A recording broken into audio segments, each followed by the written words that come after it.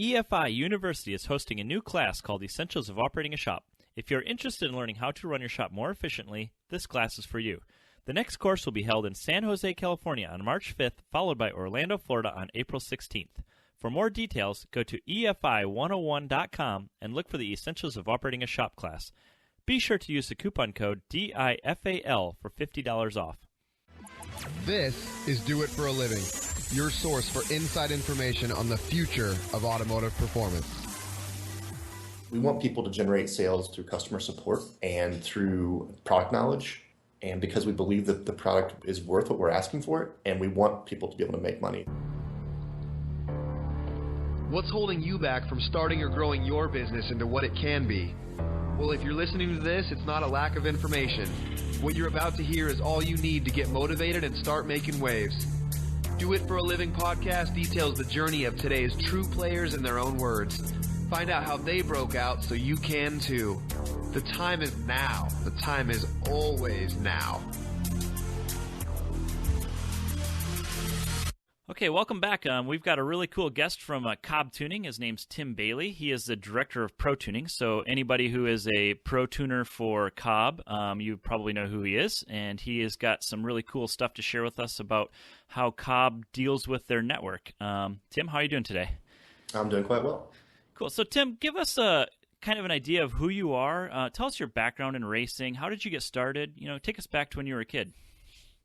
Well, I've always been interested in cars, but I didn't grow up in an automotive kind of environment. My father didn't know much about them and so forth. So I really grew up as an enthusiast who read a lot of magazines. And so I was more of a experiencing it sort of third hand through other people. And I think like many people in this industry, I spent a lot of time in bike shops. So through college and through grad school, I worked in bike shops. And there's some sort of an interesting link between the shiny objects that you find in bike stores and then eventually the more expensive shiny objects that we find when we start working on cars later in life. So I didn't really get into motorsports until I finished school I finished school when I was 30 and happened to move to Portland, Oregon, where there's strangely enough, there's a very well-formed environment for track racing, and that's where I got started. I met some great people. And so you are actually Dr. Tim Bailey, correct? Yeah, that's right. Yeah. And so what is you went to school, what is your PhD in? My PhD, the actual title is pharmacology. Okay, and so did you work in that industry at all, or did you just kind of straight out of college, I guess, go right into the motorsports stuff? No, not at all. I worked in that industry, and that industry as I experienced it, is just really academia. So I worked in basic science doing research sorts of things until 2007 when I finally transitioned. So I finished my PhD when I was 30. That was from IUPUI, so Indiana University, Purdue University at Indianapolis. So I did that all in the Midwest and then moved out to Portland, Oregon when I was 30, and then didn't start really full-time car stuff until 2007. Okay, and what did you start doing in 2007 then? You started Surgeline, is that correct? Yeah, actually there was a sort of a transition phase before that. In 2001, I met a group of friends who all had Subaru WRXs. We had recently, that was the first sort of turbocharged four-wheel drive car that was popular in America, and not the first one, because people will explain that I'm wrong there, but it was really sort of a big impact on the enthusiast market. And so I bought one of those and trying to learn more about it, found the wrong people in 2001, and by 2002 we were tuning them and tinkering.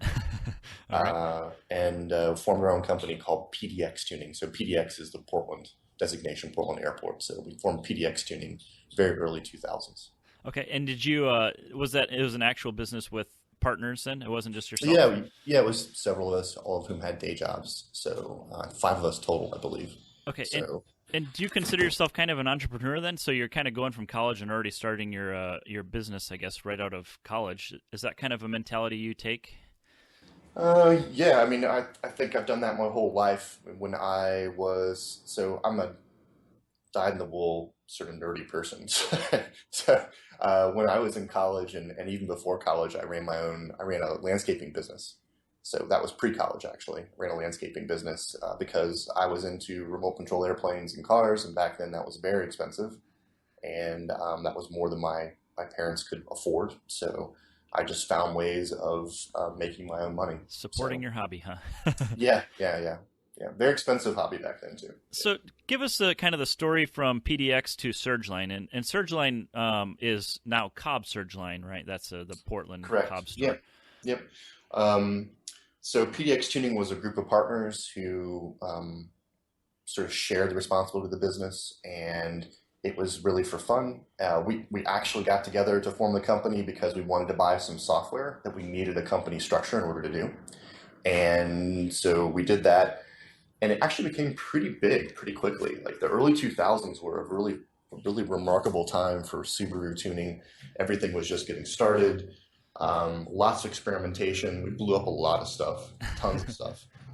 Some of my friends that were in the company with me, I was a postdoc, so I made very little money, but some of my friends were engineers and had been well situated in Intel and other companies out here. So they were buying lots of very expensive imported Japanese parts, and it was just like our own little laboratory of fun. We were breaking transmissions and motors and turbochargers and so forth. So, but that was really a play company, but it became pretty big.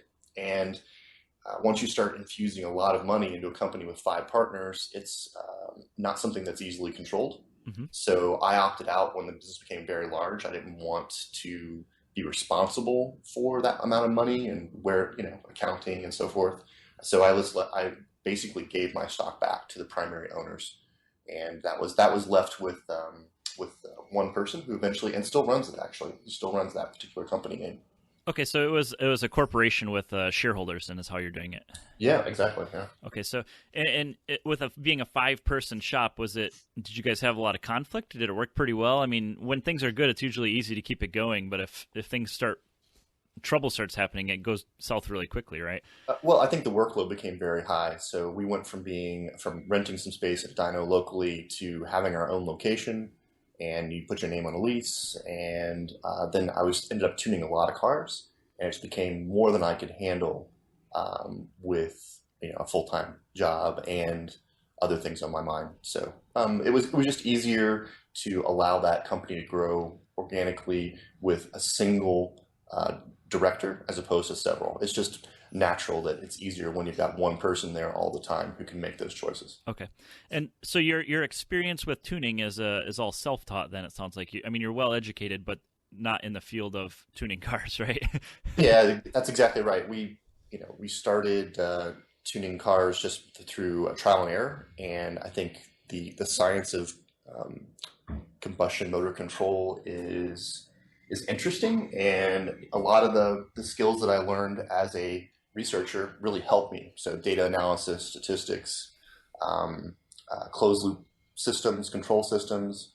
I had to do a lot of my own experiment design, things like that. So it was actually a very easy transition. All the skills that I had for data analysis and collection were used directly in tuning, and I loved it. I mean, I bought my first performance car in 2001. It was a WRX. And I had no idea about the aftermarket. And it just so happened that in 2001, I went to New Zealand and Australia for a conference.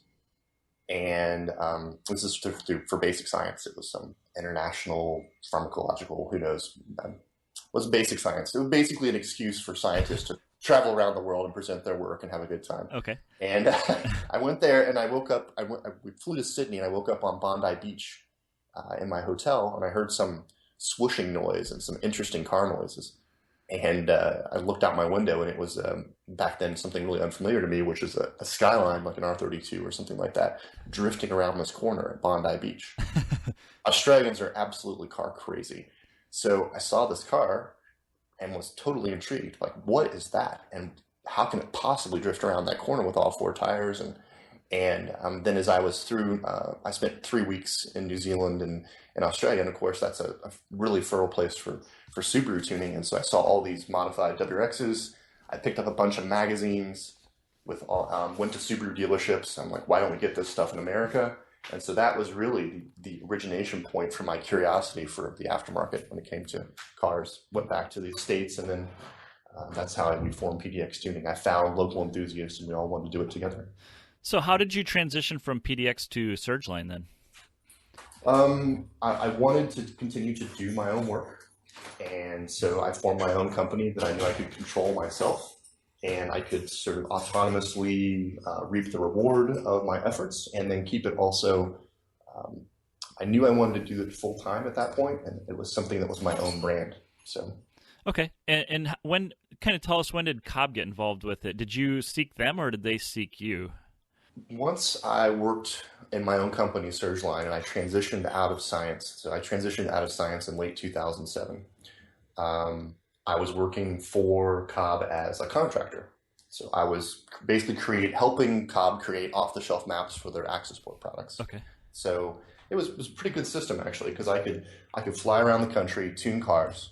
I could do that in different local environments. And back then, you have to remember that back then a Subaru that was heavily modified was really rare. So most of it was like simple exhaust systems, things that Cobb would support with an off-the-shelf map.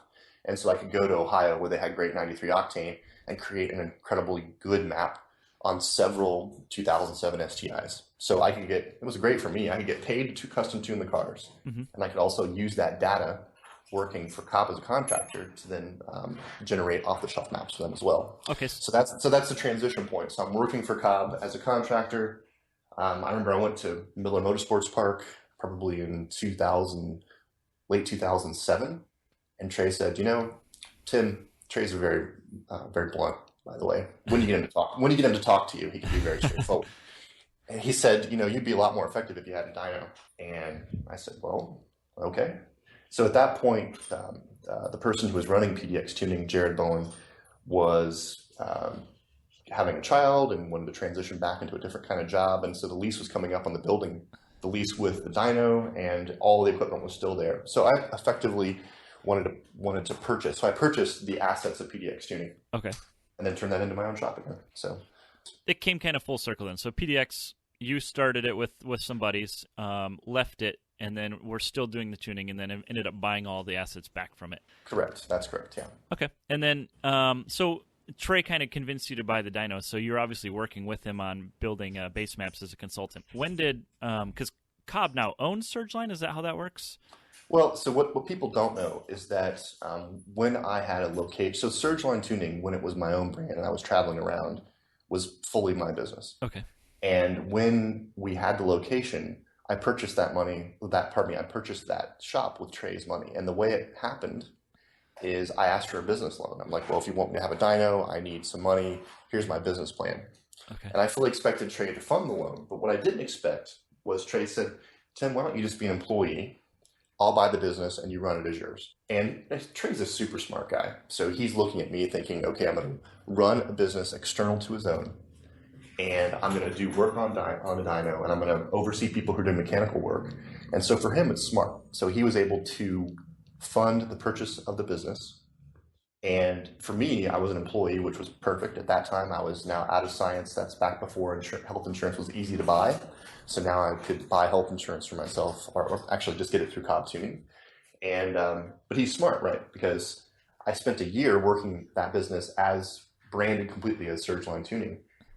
Didn't blow anything up. Didn't create a group of customers who wanted to kill me. And and we made a bunch of money. So at the end of the year, he looks at this and says, you know what? I trust this guy. The proof is in the actions. Looks like this is a great idea. And so that's when we transitioned it to Cobb Tuning Surgeline. Okay.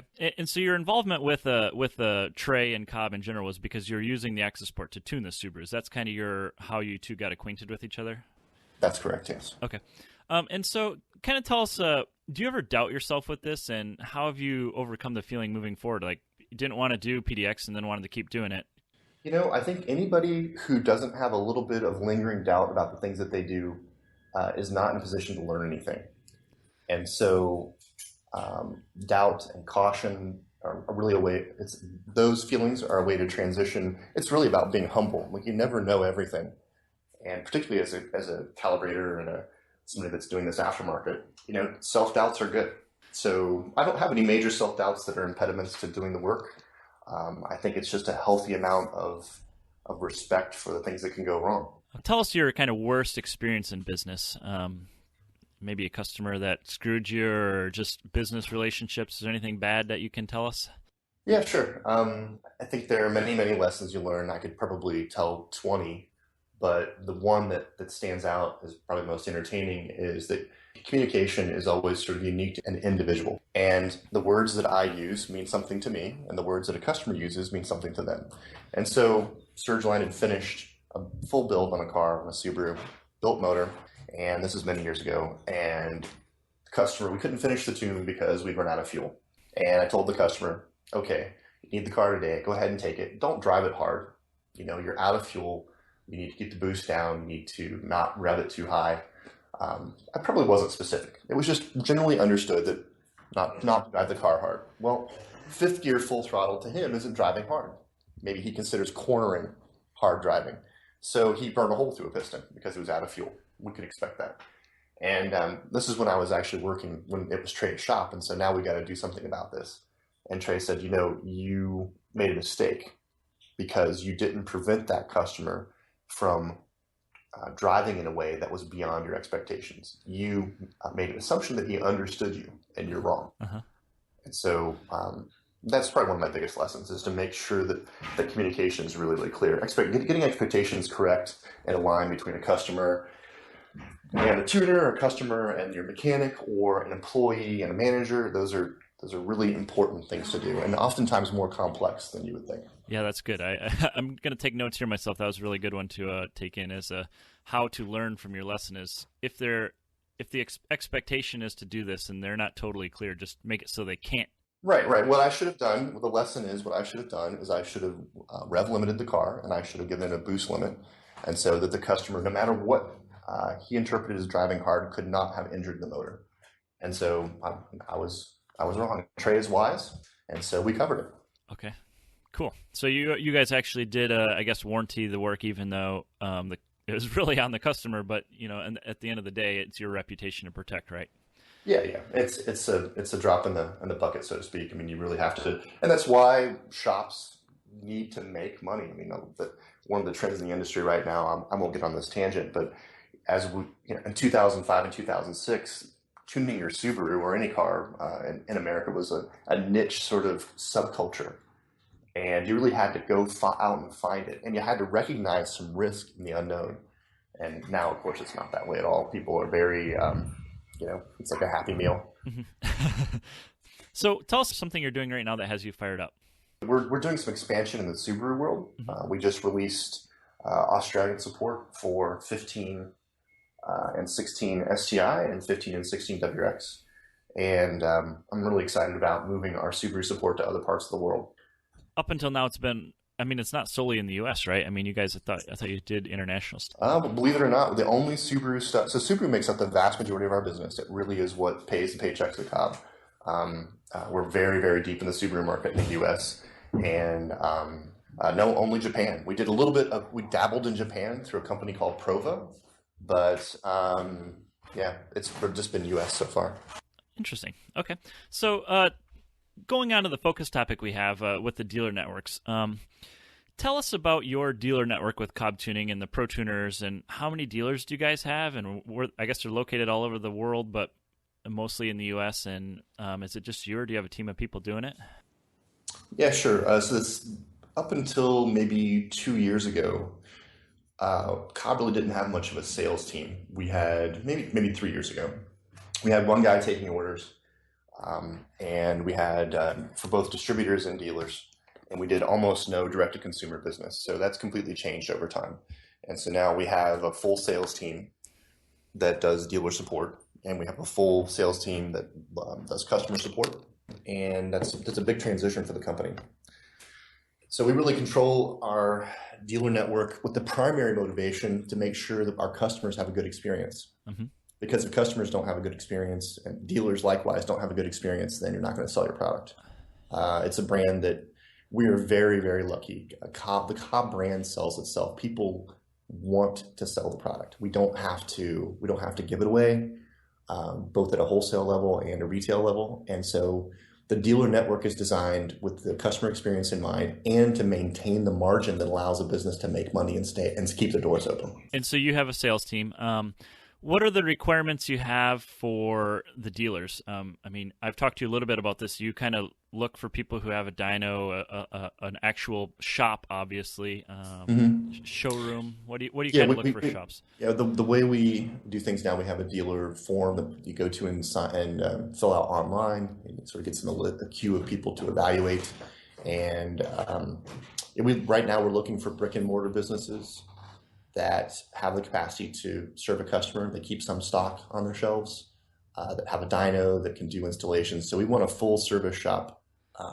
Pro tuners are given preference over shops that just do retail. And the reason is because we think that a pro tuner, and pro tuner is sort of our keyword, but these are shops that do calibration work. So they install aftermarket parts, and then they create calibrations that bring those parts into harmony. We feel like those shops are the ones that really know their business. And if they don't know it, they're willing to learn about it because they're doing those calibrations. Okay, and you don't do like minimum purchases as a pro tuner. It's just you kind of vet them yourself. Is that how you're doing it? So it's really two pieces. So they have to meet minimum requirements in order to be a dealer. So all those things: brick and mortar store, dyno on site, things like that. And then we also do have a product buy-in. So you need to make. It's like a commitment, right? So, they want to sell Cobb parts. We want them to be part of the network. We want them to demonstrate that they're committed to the brand, and that's by buying some product. But, when you buy product as a buy-in, you're setting aside some capital to do that, but that's something you can, if you do it correctly, you can then resell it to customers, make customers happy, and also make a margin on top of that. Yeah. And you're since you're big enough now, most people, it sounds like, are coming to you to seek to become a Cobb dealer. Is that case? We have 34 people in the queue right now. Wow. And we have myself. So it's myself, Adrian Spears. Adrian Spears does our dealer program. So he works on. We have about 1,000 dealers around the world. So he manages the dealers, and then there are about 500 pro tuners. I manage the pro tuners. And then we have 2 people who just take orders and answer questions. It's a pretty big team. We have one of the guy, Lance Lucas, who's our lead Subaru calibrator, who also does pro tuner support. There's so many pro tuners who are focused on Subaru that we needed somebody who could really address all their specific questions. Okay, and you personally are traveling to a lot of these shops, or if not all of the new ones. Is that how that works? We don't travel to every brand new shop, but we do look at pictures, and we also use Google Maps and Google Earth to go in and look and see what places look like. So, and we don't have absolutely uniform standards. If somebody in New Jersey wants to put in a shop, it's going to be a pretty high standard because there's a ton of dealers in the East Coast. If you're in Anchorage, Alaska, you're probably going to be a little bit more relaxed on the kinds of things we want you to have in order to be a dealer. Or if you're in North Dakota. If you're in North Dakota and have a dyno, you should probably call me. Yeah, there's probably not a whole lot of dynos in North Dakota to start with, but yeah, exactly. So we're trying to make sure that customers around the country can find a good dealer who can represent the product and answer the questions in person. And so we're trying to put people everywhere. Okay. Do you find the dealer network protects your brand versus like openly wholesaling your products to just like say, I know you guys sell through Turn 14, but what works better for you? Do you find the dealers are better?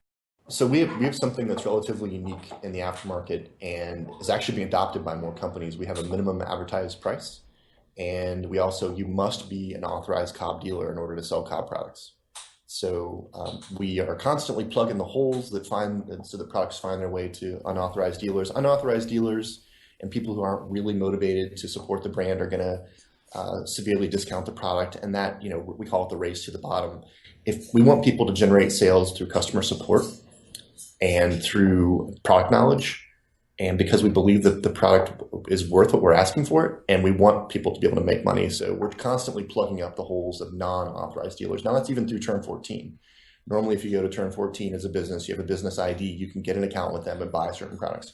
Can't buy Cobb products, even from a distributor, until you're approved by Cobb. Okay, so Turn 14, you say for example, myself, I couldn't just go buy your access port from Turn 14 because I have not approached you to become a pro tuner or an authorized dealer, right? That's correct, yes. Okay, very interesting. And so what about people that do violate your policies, that are able to get your product and sell it for, under your map or aren't representing the brand properly? Do you cut them off, and how do you handle that kind of stuff? Yeah, we can pretty much do what we want. I mean, that sounds pretty arrogant, I suppose, but that's sort of the way you operate. If someone is just not representing the brand well, then you just simply choose not to do business with them. And you don't necessarily have to say why. You just say, I think we can probably be better served with a different retailer. Okay. And MAP policies are, I've talked to several other companies about this in depth. It's actually quite a bit involved with it as far as lawyers and making sure the wording is correct, right? So it's a very hard policy to enact, right? Yeah, I think I don't understand it completely, but the way that we have people who do this, like if it gets sticky, we have others we can ask questions. We have legal team we can go to. I don't like to do that, but basically it comes down to this. We don't want people to advertise anything below retail. I can't control what an individual sells a product for from one person to another or business to person. We can't set that price. But any advertised pricing is what we go for. And so that's things like Amazon and eBay, people who are just looking to get the sale on price alone. And we find them all the time. And in fact, we use our dealer network to self-police. We have a little form where you can go in as a dealer and report a MAP violation. And then we follow up. And if we find things on Amazon and eBay, we have a budget every month. We buy access ports. They're all serial number labeled, and we can figure out where they came from. So, you're buying your own product. We buy our own product luckily they're discounted, but we buy our own product, and then we go back out. It's important. No, it's a big deal within the dealer network because we want to ensure that the folks that are buying the stuff can make a margin and keep their doors open. And we're constantly dealing with this in social media groups. There are groups of dealers that have their own segregated sort of dealer network social media pages. And so we see people talking about this all the time, and we have to constantly reinforce the idea that, listen, we care who sells the product. We don't want it to sell. We want you to make a margin. Help us find these people. Yeah. So, and it's obviously going to be tough when you have 1,000 authorized dealers, and not all of them are going to be out for the best interest in everybody else. They're just going to sell stuff for a minimum price. So it helps that you have other people kind of policing it for you then, huh? Yeah, absolutely it does. Yeah. So how do you pick what kind of platform to work on next? Well, I do a lot of business development for Cobb. That's one of the most exciting things that I work on. And it's really a business choice, right? And the other thing about it is that you can only do so many things. There are a lot of opportunities. There are many things you can do with your life as an individual and as a company, and you really sort of have to pick the best ones. And so what you do is you write a business model. I mean, I'll look at sales numbers for cars. I'll look at the potential revenue related to that. If it's a new product, we look at how many people we think might buy it. If it's a similar product, what the retail price is, how much you can make it for, what's your margin, can you sell it to your dealer network and make money? And of course, because we're Cobb, we do things the way we do them, can we do it in a way that we're proud of? Can we do it in a way that will sustain the brand and make people proud to own the product? So that's how we look at new things. Okay, and then I guess in the opposite end of that spectrum, when do you decide something needs to be dropped? For example, Evo 8.9. You guys don't even make the access port for that one anymore, right? Yeah. Well, so that Evo 8.9 is an interesting issue. You have to be able to support your customers, and you have to be able to deliver a product that they want. And Evo 8.9 is an interesting scenario for us because we made a product for it, and we simply couldn't compete with an open source environment. So I've tuned open source for these, and the open source product became so much more prevalent in that community that we simply couldn't compete. And so we stopped, understanding that we couldn't make a better product than the open source one. Okay, so it's not necessarily, well, I mean, it's obviously going to be sales dictated as far as you not being able to compete. So you're looking at whether or not, having a couple of these on the shelf is worth it versus supporting it and all that other stuff that is associated with it, right? Yeah, we're not just going to keep a legacy product on the shelf. We update things all the time. So when we maintain a platform, and by platform I mean a certain type of car, we maintain off-the-shelf maps. We're constantly updating. We're updating firmware on access ports. So it's like you're raising a child. You can't just ignore it. It will not succeed. So that's why we chose to end that product line pretty early. The other one that's a good example that we chose no longer support was the 350 Z Nissans. Access port. And from our perspective, charging someone $650 for an access port, they need to get something really tangible out of it. And those cars, what people may not know is that if you put full bolt-ons on those cars, they really tune themselves quite well. And so you're talking about maybe 10 horsepower tops through tuning on those vehicles. Nissan has a very interesting ignition timing strategy that sort of self-calculates ignition timing continuously. They have very good fuel control systems. So with a naturally aspirated car, you just can't make much power. So we decided not to support it anymore because there were other opportunities. At the same time, we had bought a 2008 Japanese R35. And so with a limited number, I mean, that's probably the biggest thing for Cobb is that we work with people who have very specialized skill sets, and we only have so much capacity to do that kind of work.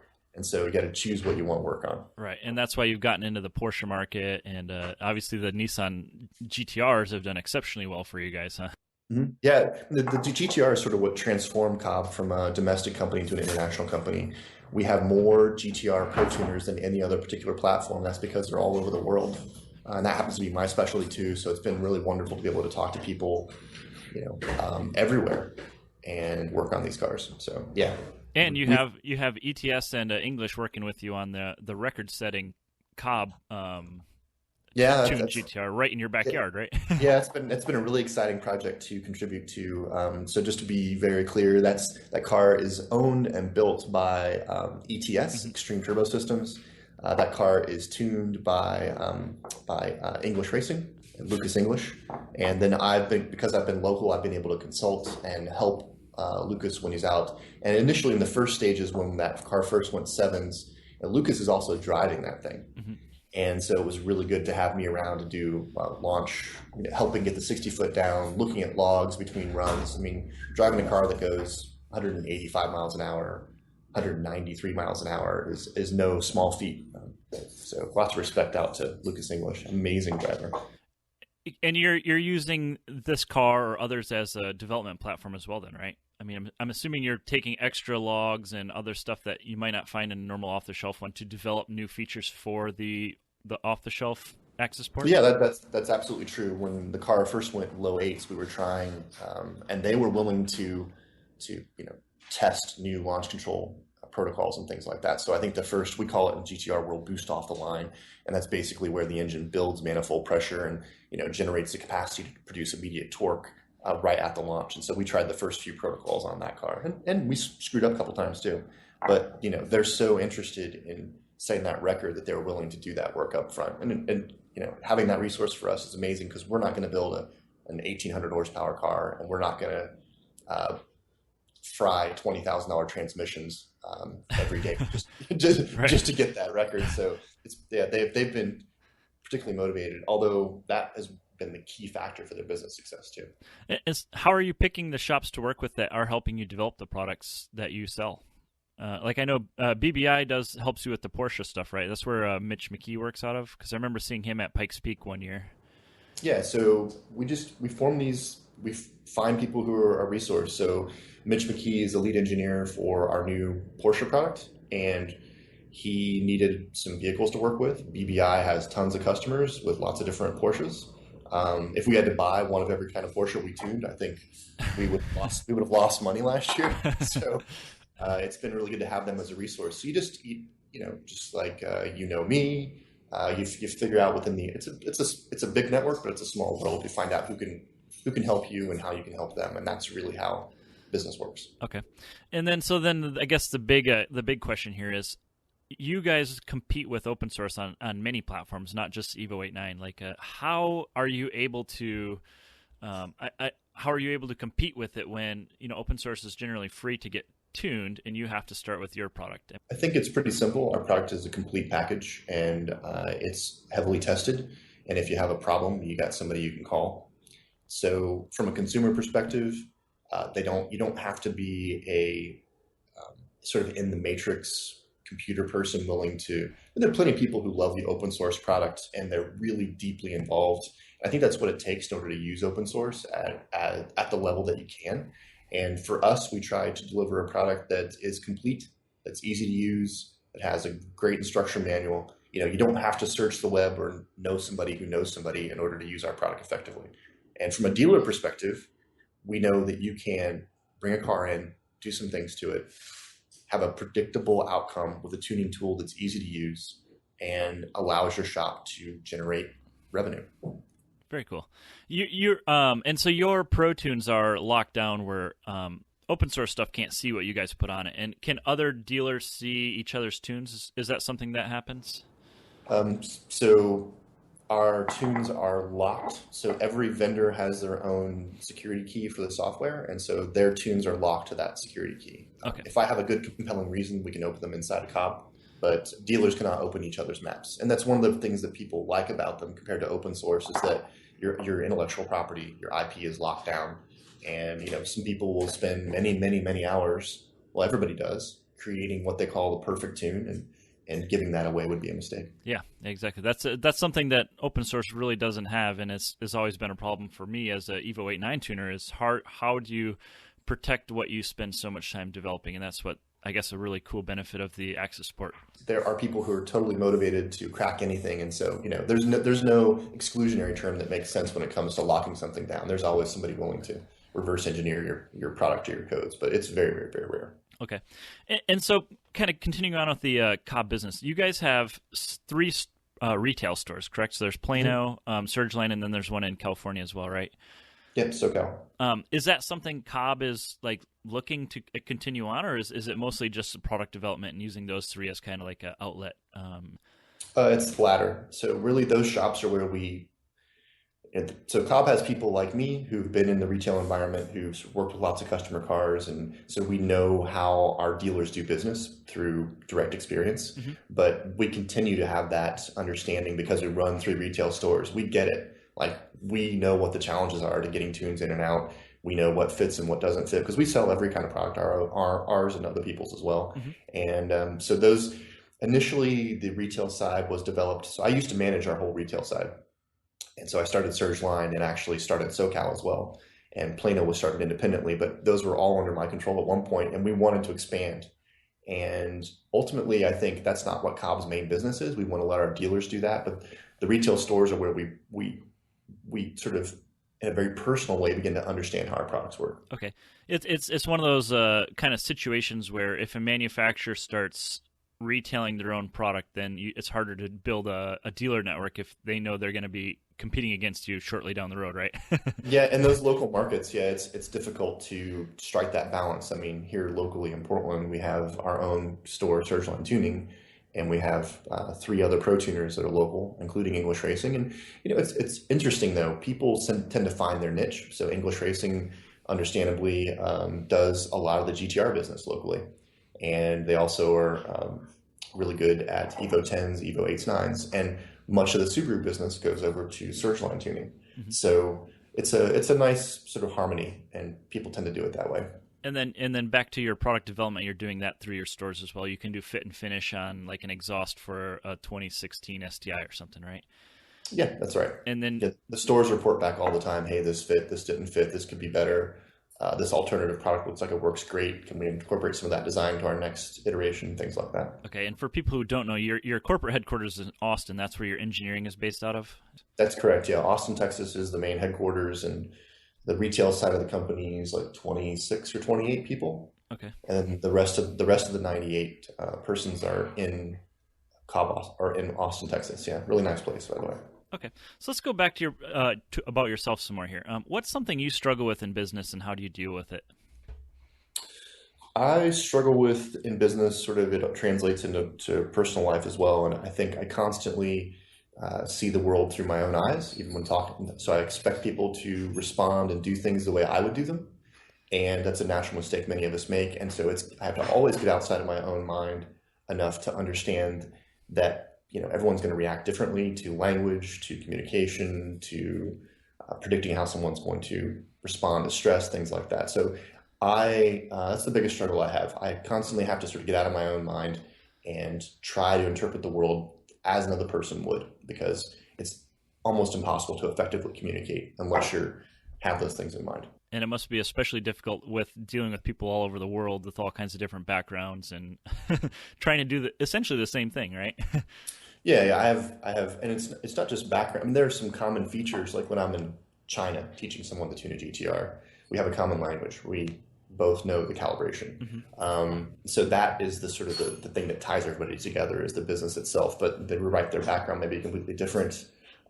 Their age makes a huge difference. I mean, our younger professionals and dealers versus the guys that have been doing it for a really long time, they have a totally different perspective, and you have to adjust how you're speaking and the kinds of things you communicate. Okay. And do you have a 1 or 5 year plan for yourself or for Cobb Tuning? 1 year plan is we are right now I'm really focused on refining our Pro Tuner network. And this is something that I want to accomplish by the end of the year. I want everybody who we recognize as a Pro Tuner to have the capacity to still do the Pro Tuning, to do the custom calibrations. So we've been selling software since 2002.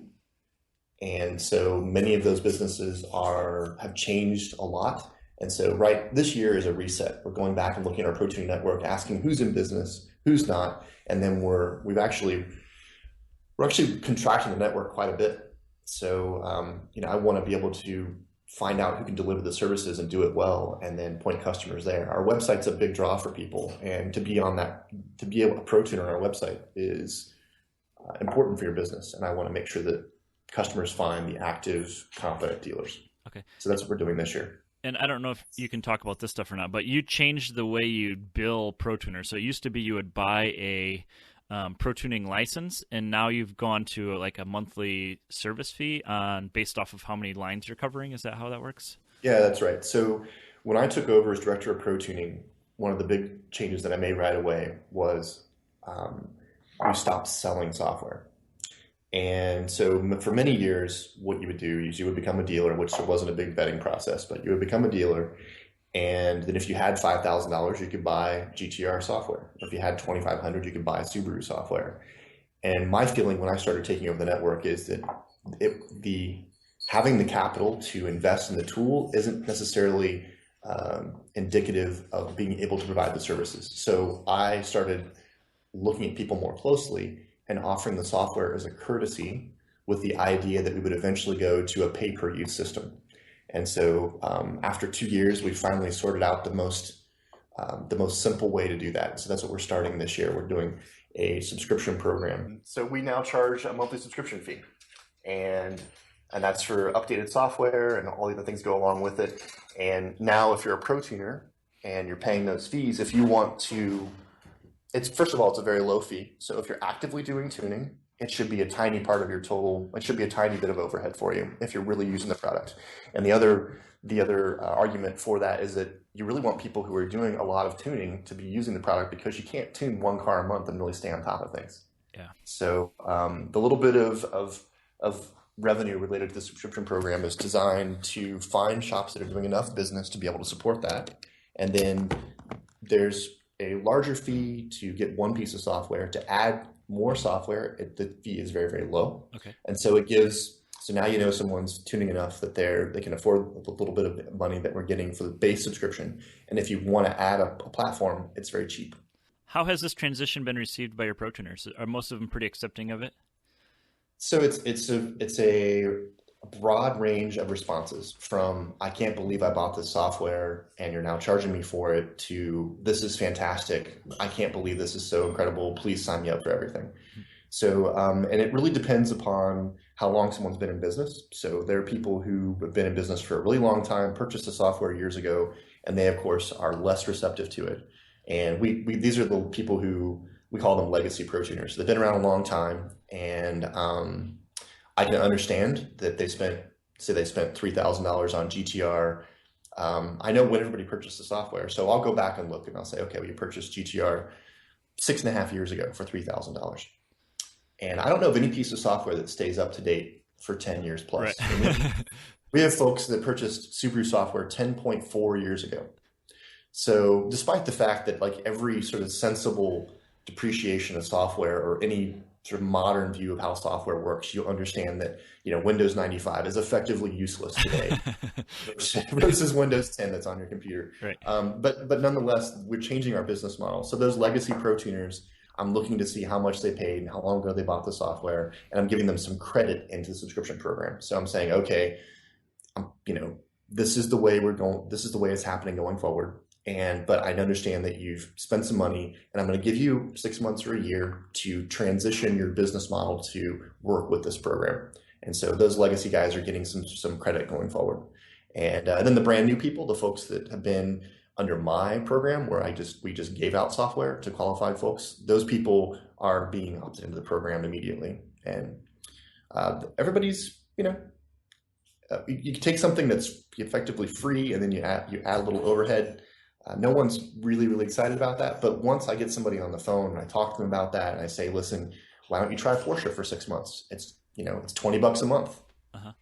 Adrian actually pointed out a good thing was that you guys are continually developing the products you have, and that costs money. Engineering time is very expensive, and so being able to take a continuous revenue from it also helps develop the product further, right? If you buy it once 10 years ago, then when are you going to afford to keep developing more features for it?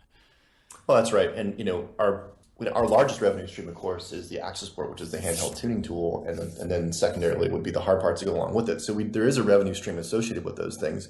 But the pro tuning tools that really develop business for the shops, it's much easier to justify when you're generating enough revenue that you can hire an engineer or two just to attend to those needs. And those needs have always lagged behind other motivations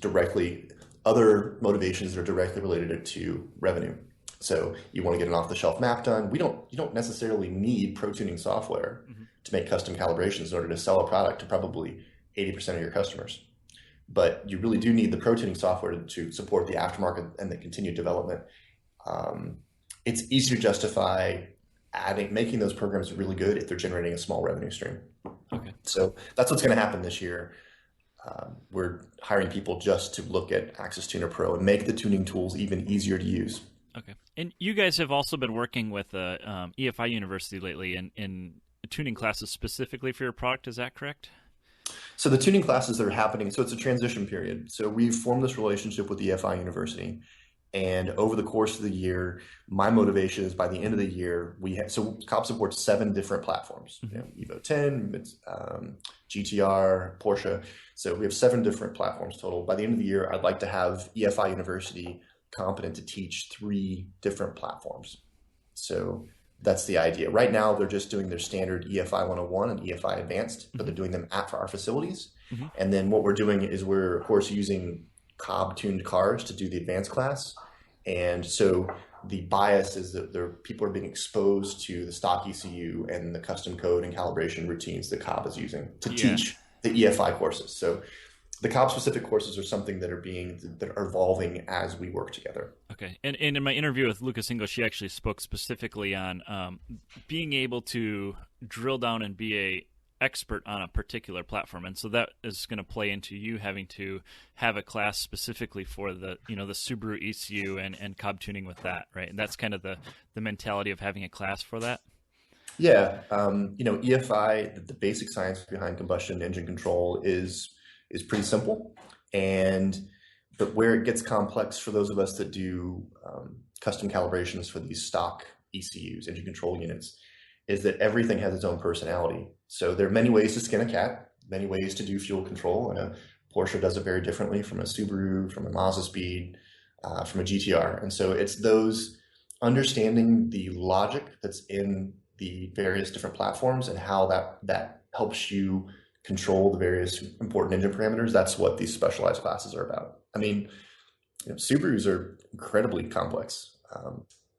I really enjoy it. I have this one slide that I use when I'm talking about our various platforms that have the basic mechanisms for engine control, and then I have another slide that puts together the different kinds of engine control sensors that are in these various platforms, and the sensors, of course, align with the way that they're controlling the motor. And it's a very interesting way of talking about comparing a Subaru to a BMW to a GTR.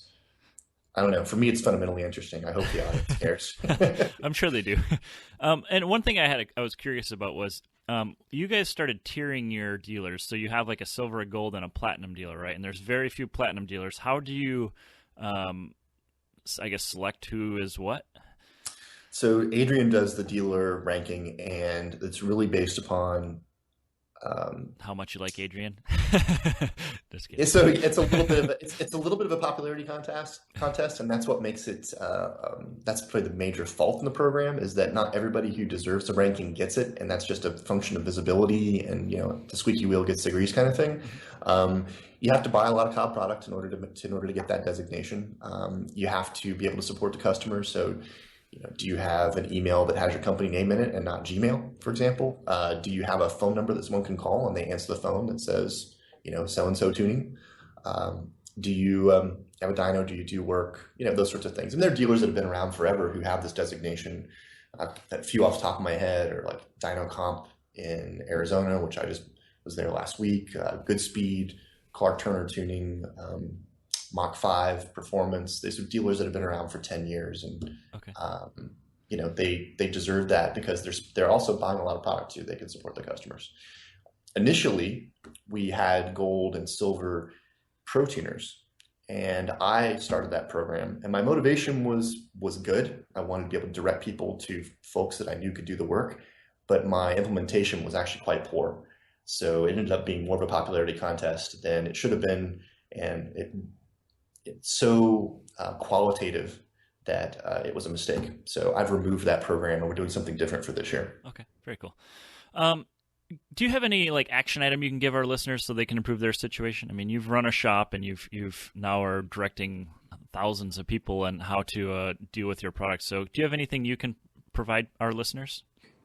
Sort of anecdotally, for pro tuners, one of the most important things to do is to make sure the cars are ready for tuning. So we discovered a long time ago that a pre-dyno mechanical service was one of the most important things to do. It saves time on the dyno. It produces a more consistent tune over time.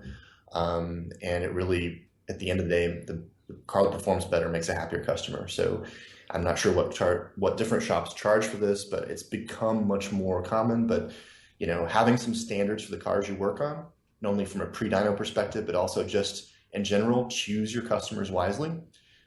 It's probably the most important thing you can do. Yeah, that's actually a really good one. There was a discussion on our Do It for Living community page where a guy in I think he was Jamaica or somewhere in the Caribbean, he has a problem with people bringing him a car, putting him on the dyno, having problems, taking it back off the dyno, and then they take it home to fix it. And so he's wasting his time strapping it on the dyno and not getting, he could catch the stuff before he even puts it on the dyno, and I'm assuming for most of the cases. But that's a really good takeaway, is making sure that the car is good before you put it on the dyno, right?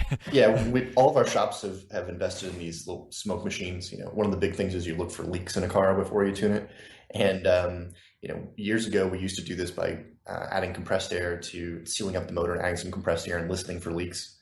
And we can do that. That's perfectly fine. But when you do that with a smoke machine, and what that does is it adds a visible sort of smoke vapor to that compressed air. When you bring a customer back and they see smoke coming out of their motor, it sort of hits home, and they understand almost immediately that that's something that needs to be fixed. So anyway, buy a smoke machine.